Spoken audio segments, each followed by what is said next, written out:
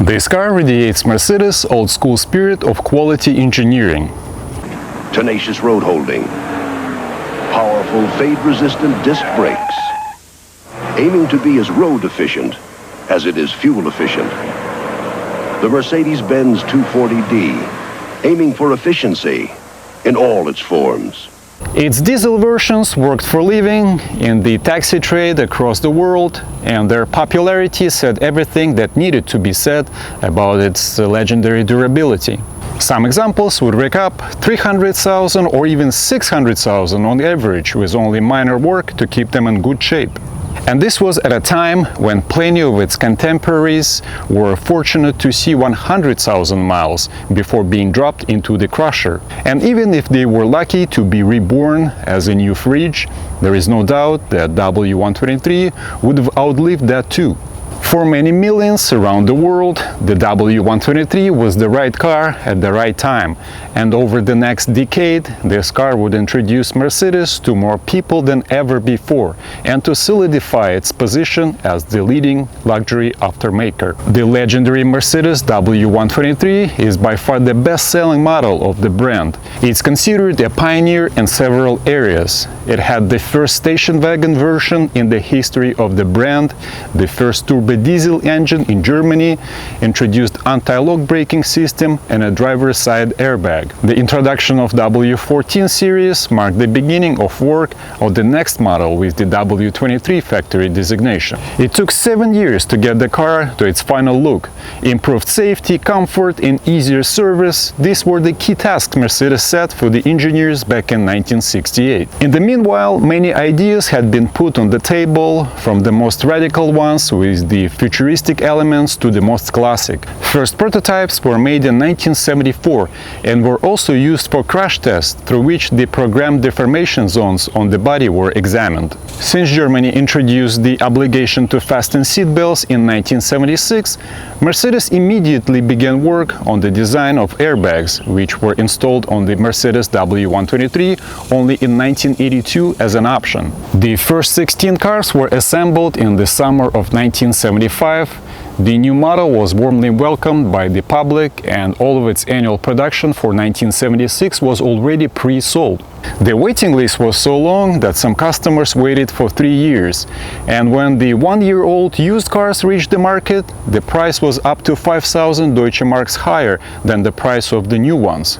It was most in demand by taxi drivers and many other important middle-class buyers who did not want to wait for a new car. The headlights immediately became a mark of a cheaper and more expensive versions.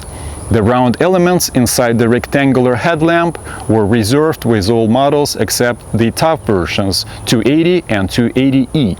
They were characterized by the square elements until 1982, when all versions got the appearance of more expensive models. 1977 was the year that introduced 3 other body variants: the coupe, the limo, and for the first time in the history of the brand, the station wagon. Comparing to the 4-door sedan, coupe's roof was lower, with a sloping windshield, giving it a sportier look. It also had a tougher body, thanks to the reinforcements in the roof as well as in the doors. The waiting list for the coupe was so long that some customers waited for more than 2 years. In 1977, another unusual version was introduced, with a long wheelbase extended by 63 centimeters. And this provided room for the third row of seats, making the car even more popular than a taxi or 7-passenger sedan. And it was mostly used by hotels and recreations. And at that time, the caravan or station wagon was a combination of a passenger car and a van. It's interesting, although many well-known custom shops created station wagon versions of several Mercedes models, but it was not considered to be a good fit for the brand. But on the other hand, according to market research, there was a need for a sporty, luxurious and slightly different 5-door model. And this body shape was not entirely new to the designers, so W123 becomes the first production Mercedes station wagon. And the official start of production was in 1978. Technically, the car was a complete repackaged sedan with identical mechanics. The difference was in the volume of luggage compartment. Its stylish profile and superb utility and practicality changed expectations of what station wagon could be. They became fashion items, such was buyers' affection for station wagon that seemed impossible to replace. And this is how Mercedes W123 station wagon became a family and leisure car. And as you can see, the quality of the materials and workmanship is evident even in this picture, which is 40 years old.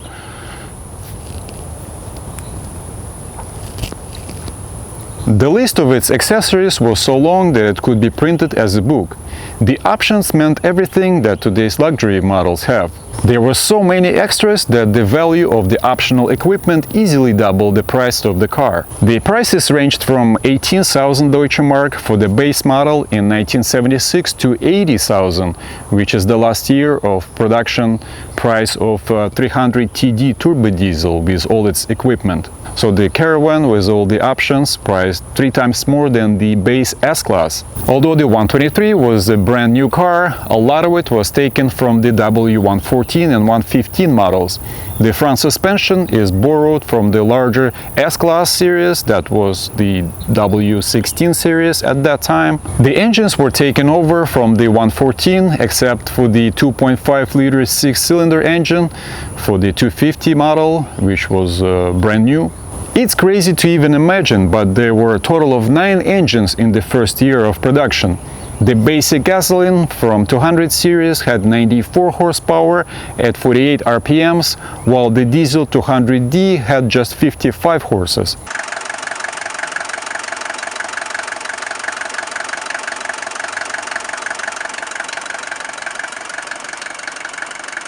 The highlight was the gasoline 280 with 156 horsepower and the 280E with the fuel injection and 177 horsepower. The most powerful diesel 300D has 5 cylinders and 80 horsepower, and as early as 1978 the engine was revised and power was increased. Here's the 5-cylinder ON617, naturally aspirated. Still doing just fine after almost 250,000 miles. During production, the engines were repeatedly amplified and new ones were added. In 1980, Mercedes was the first in Germany to introduce the turbo diesel passenger car. It was a model of 300 TD turbo diesel with 125 horsepower. Sedans and coupes with this kind of engine were mostly exported to the United States, and with a base price of 37,000 Deutsche Marks were the most expensive serial Mercedes of the series of W123. And of course, the tuners and custom shops had more work to do with an AMG, Brabus, Lorenzer and Zender, and those are the leading ones. On top of the bulletproof engines, the W123 was built to the point of over-engineering. The factory began serious research into alternative fuels on the W123, and the 280TE was used as a test vehicle powered by hydrogen, but also as an electromobile. It was among one of the first cars largely modified to run on biodiesel or just simply used cooking frying oil that can be sourced often for free, a trend that remains popular to this day. Despite the dated exterior and the car's safety features and better than average rust resistance made it a great used buy in its first decade out of production. The 123s just refused to disappear. Nothing depreciates faster than a late model luxury car. But as W123s found their way to their second or third owners, they just kept going in an era when safety and build quality seemed to be an afterthought. And how popular the 123 was is also shown by the fact that it surpassed the Volkswagen Beetle and even Golf at one point in terms of sales in Germany. Specifically, in 1980, 202,252 123s were sold versus 200,892 Golfs. Unlike its predecessor, 114, which was produced in about 1.9 million units, the W123 sold 2.7 million, and that was a big increase. And of these, 2,375,440 were sedans, 199,517 caravans or station wagons, 99,884 coupes, 13,700 extended versions, and 8,373 chassis were produced. Just over 1 million copies were exported, and over the last 40 years, it's pulled duty as a taxi, police car, ambulance, limousine, rally car, and even post-apocalyptic movie star. And thousands of these cars are still being used as daily drivers today.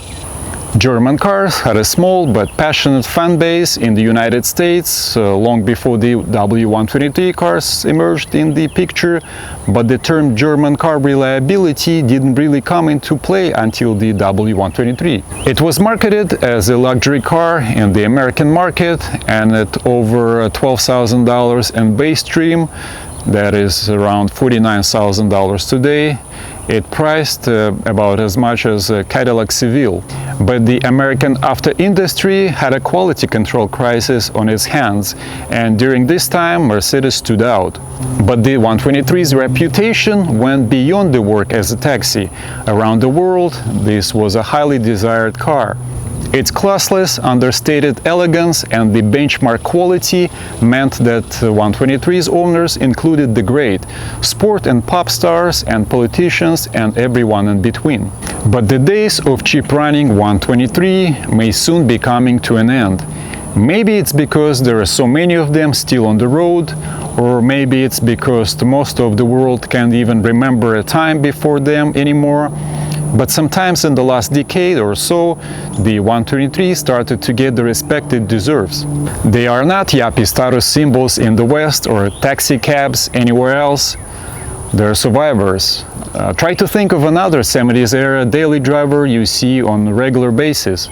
Other than Volvo 240, there really isn't a car that held up to time better than Mercedes. Now at 40, it's finally recognized for what it is, a true classic. That's all I have for you today, guys. Check out my channel for my other videos, but for now, thanks for watching and see you in the next one.